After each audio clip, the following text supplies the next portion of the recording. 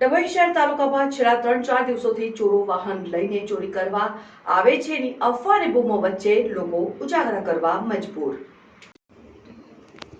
ડભોઈ શહેર તાલુકા પર છેલ્લા 3-4 દિવસોથી ચોરો વાહન લઈને ચોરી કરવા આવે છે ની અફવા અને બૂમો વચ્ચે શહેર અને તાલુકાના યુવાનો પોતપોતાના ફળિયા વિસ્તારોમાં અને ગામમાં હાથમાં લાકડીઓ લઈને આખી રાત રાઉન્ડ મારી ઉજાગરા કરે છે, જ્યારે કે પોલીસ પણ અફવાને કારણે રાત્રિ સમય દરમિયાન સઘન પેટ્રોલિંગ કરી લોકોને સાવચેત કરે છે। અને પરંતુ છેલ્લા 3-4 દિવસથી ચોરી કરવા હથિયારો સાથે ગાડીઓમાં બેસી આવે છે ની વાત વાવે કે સમગ્ર શહેર તાલુકામાં પ્રસરી હોવાથી લોકો ડર અને ભયનો માહોલ જોવા મળી રહ્યો છે। પરંતુ ડભોઈ ડીવાયએસપી આકાશ પટેલે મીડિયાને માહિતી આપી હતી કે માત્ર અફવા છે। પોલીસ સ્ટેશન ખાતે છેલ્લા કેટલાય દિવસોથી કોઈ ચોરીના બનાવ અંગેની ઘટના બની નથી, તેની કોઈ ફરિયાદ આવી નથી। આ માત્ર કોઈ અફવા ફેલાવી રહ્યું છે તેવા અફવાખોરો ફેલાવનારને પોલીસ ઝડપી પાડીને તેઓની સામે ગુનો દાખલ કરવામાં પણ આવશે અને લોકોને વગર કામના ધજાગરા કરાવનાર આવા અફવાખોરોના સામે કડક કાર્યવાહી કરવામાં આવશે। પરંતુ ચોરો આવે છે ની અફવા બજારથી લોકો 3-4 દિવસથી સમગ્ર શહેર તાલુકામાં ઉજાગરા કરે છે, ત્યારે આવી અફવાઓથી સાવધાન રહે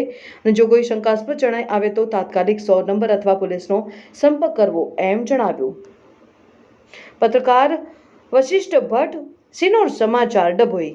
3-4 દિવસથી ડભોઈ પોલીસ સ્ટેશનની આજુબાજુના ગામો તેમજ સંખેડાની બોર્ડર ઉપરના ગામો અમરેશ્વર, લાકોદરા, સીમળિયા અને એ બાજુના ગામોમાં એક પ્રકારની એક અફવાઓ ફેલાય છે કે રાત્રે ચોર આવે છે, ચડ્ડી બંધીને ધારી આવે છે, પણ એવી હાલ કોઈ વસ્તુ ધ્યાને આવેલ નથી। પોલીસનું પેટ્રોલિંગ ચાલુ છે।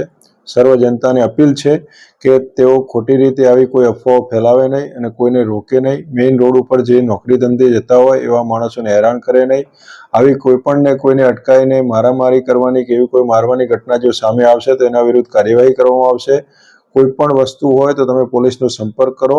100 નંબર પર કંટ્રોલમાં ફોન કરી જાણ કરી શકો છો। આવી ખોટી અફવાઓથી કોઈને ગેરમાર્ગે દોરવા નહીં અને એવા કોઈ ગ્રુપ બનાવી અને એમાં કોઈ એવા વોટ્સઅપ મેસેજ પણ કરવા નહીં કે જેથી લોકો અફવાઓમાં ફેલાય અને અફવાઓના કારણે કોઈને મારવાની ઘટના બને અને એ કોઈ પણ સંજોગોમાં ચલાવી લેવામાં આવશે નહીં।